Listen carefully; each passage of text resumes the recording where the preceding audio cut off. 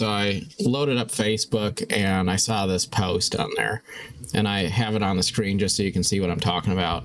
But the short of it is the stories about this man who was a millionaire that was the CEO of Macy's at that time, and it tells about how he gave up his place on a lifeboat so that women and children could escape, and then ultimately he gave his life to do that. So this post is from some Facebook group just sharing it out there, and that's actually a true story. But what's not true is the picture that they put on their post of this millionaire from Macy's. The picture is actually a picture of a Jewish survivor from a concentration camp in World War II. And they're totally unrelated. So it's a true story, but the image is completely false. And one of the nice things about this is you can just, now in Google, you can just right click and you can search an image with Google, and it'll come up with image reverse search, and it's super easy to see where did that image come from. Is it real? Is it fake?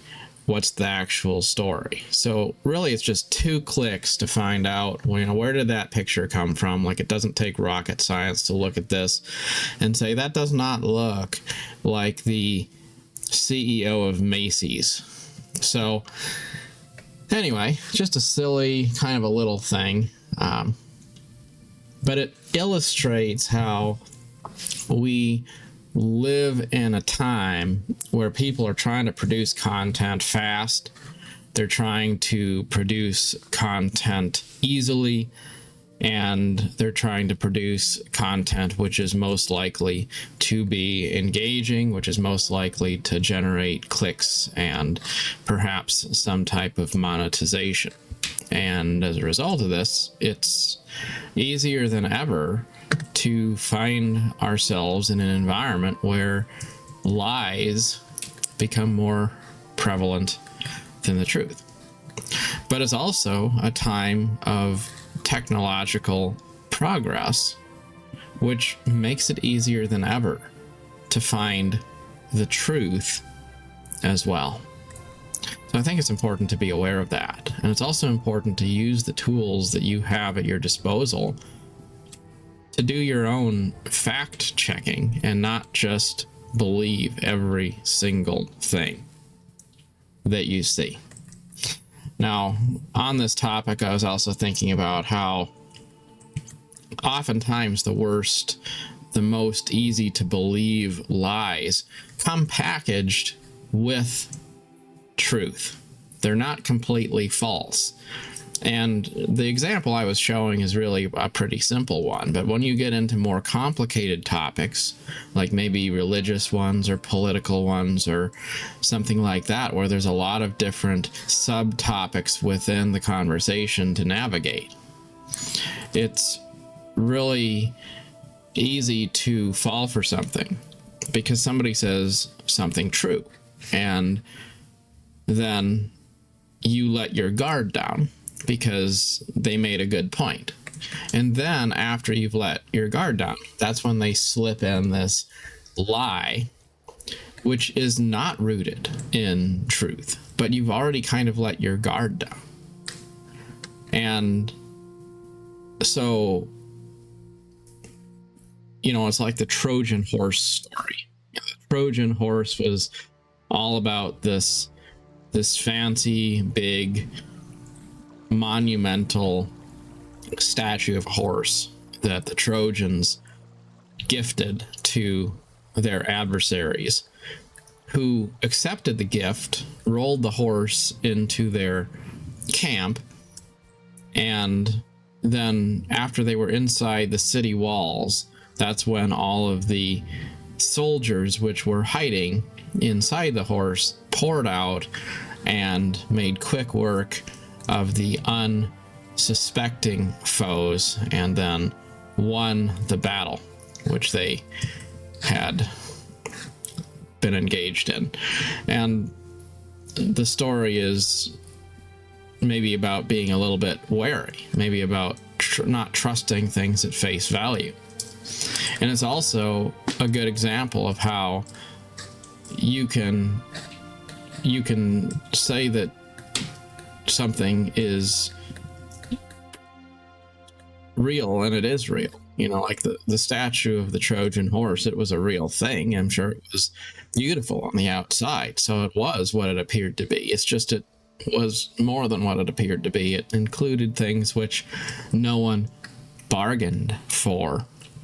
And sometimes if you don't look deep enough, you can fall for something that does indeed look good on the outside. Something which is indeed good on the outside. It just contains something within it which is not good. And if you don't have that mindfulness that it's totally possible to mix truth and fiction together, then you might believe a lie just because it contains an element of truth. And so it is important to remember, what fruit does something bear in your life? Is it good? Because if it is, it's probably going to do good in your life. And if it's something that feels like it doesn't do good, then it probably isn't something you should be investing your time and your effort into. And if something is capable of being untrue once, it probably will be untrue again. Just like the Facebook group that shares a true story, but the true story comes packaged with a false narrative. I would never join that group because I don't want that kind of content. And I don't want to be part of something which is going to package falsehood along with lies. It's also the same kind of a thing in relationships of different sorts. You'll find people who perhaps have something good about them, but they also can't be honest. They can't be transparent. People will try to get you to sign up for something, and they'll say, well, you know, you got to do this. And they want to distract you from the reality, which is that they're selling something which is based on poor fundamentals.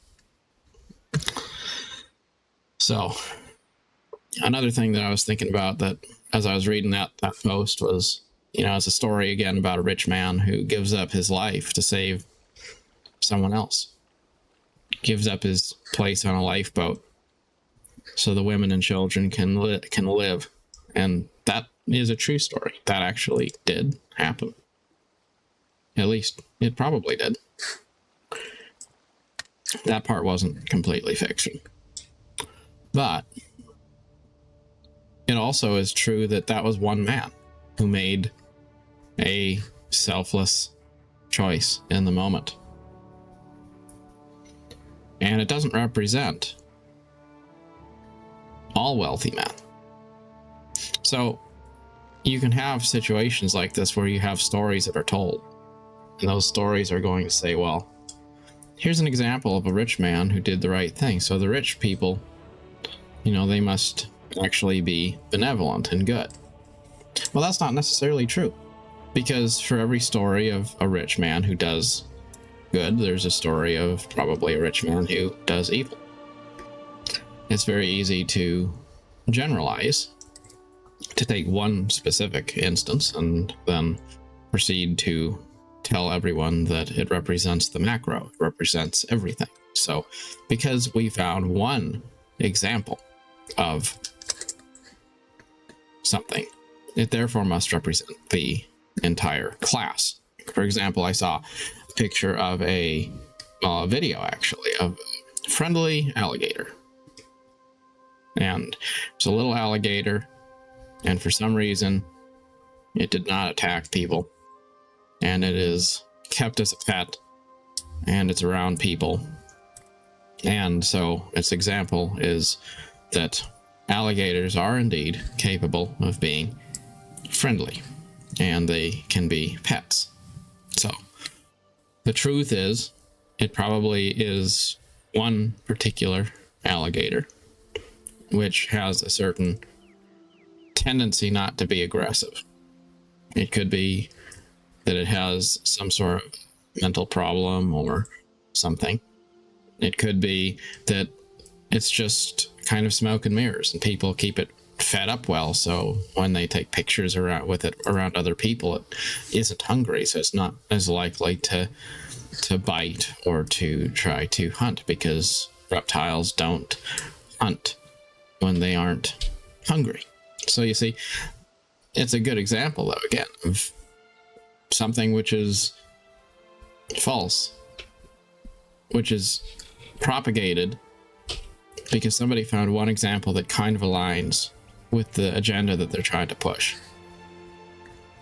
And that's dangerous when people find something which is really actually more of an exception to the rule, but it lines up with what they're trying to say, what they're trying to convince people of, and then they use that as evidence to say, see, look, things aren't the way you thought they were, because if it was really the way you thought it was, then I wouldn't have this story to tell you, which kind of proves that you're wrong. And you have to question, what is the scope of the evidence which is presented to you? There's a difference between one example of something, one story that's told, and a true, unbiased, and fair review, which takes into consideration a decent sample size. So anyway, all things considered, it's not a lot to talk about. It's just something that I saw and I thought was interesting, and I think it's certainly a relevant thing that we go through our lives trying to figure out what we should align ourselves with. We go through our lives trying to find our place in the world, and there's always people trying to make a case for us being in their orbit, for us signing up for their flavor of the week. And most of the time when somebody says, hey, you should do this, it's not really something you should be doing. Oftentimes you should be going the opposite direction from what people are telling you you should be doing. Because usually people are guided by agendas, they're guided by ulterior motives of their own. Ego, the desire for attention, the desire to be right, so many different things compel people to do what they do. So when somebody says, hey, look over here, you should sign up for this, you should do this, let me show you the best secret ever, it's better to be a bit reserved. Remember that true things don't necessarily need to be clicked on right away. Like when I went to the Staples website to take a look and see if I could get something there, and the first thing I see when I load the web page is a spinner that says, click the button to spin to see if you win $15 off a $60 purchase. So I click the little spinner, and the spinner immediately spins and spins and lands on the, no surprise, $15 off a $60 purchase. See, it's a gimmick, because all along the offer was $15 off a $60 purchase. That's what the whole point of this was. But when you add a little casino spinner and you make somebody think that they're lucky to have had the opportunity to get it, then now you have somebody who has accepted the offer and they're going to go out of their way to try to find out how they can spend $60 so they can use that ticket, which they won. But really, it's just a gimmick to get more people to spend more money. Always be leery of what you hear, maybe especially when it comes from sources that you think you ought to be able to trust. Because whether they mean to or not, a lot of people will tell lies. And some of them are little lies that don't seem like they make a big difference. And some of them are those big lies that will wind up putting you in the orbit of something toxic or bad. And when you get stuck in it, you can't get out. So always be careful. Be careful about believing things just because somebody tells you something that on the surface seems to be believable. It's amazing how much of your life can get sucked up into being bound to bad contracts and false ideas when you don't question to see if something is true. I'm reminded of a Bible verse. I don't remember exactly the verbiage, but it essentially said that you should try things by fire to see what sort they are. Because you see, if you take a metal that melts at a very high temperature and you mix it with one that melts at a low temperature, maybe on the surface it would seem like they are pure. But when you put it in the fire, the one that is not hardened will melt first. And you will then see.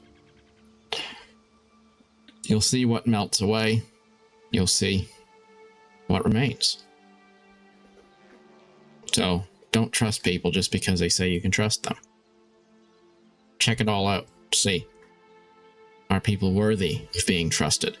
And then build your premise for life, not based on what people say, but on the value of what they do, the integrity of what they bring to the table. In any case, good luck on your adventure. As always, love to hear your feedback. Till next time, thanks for watching.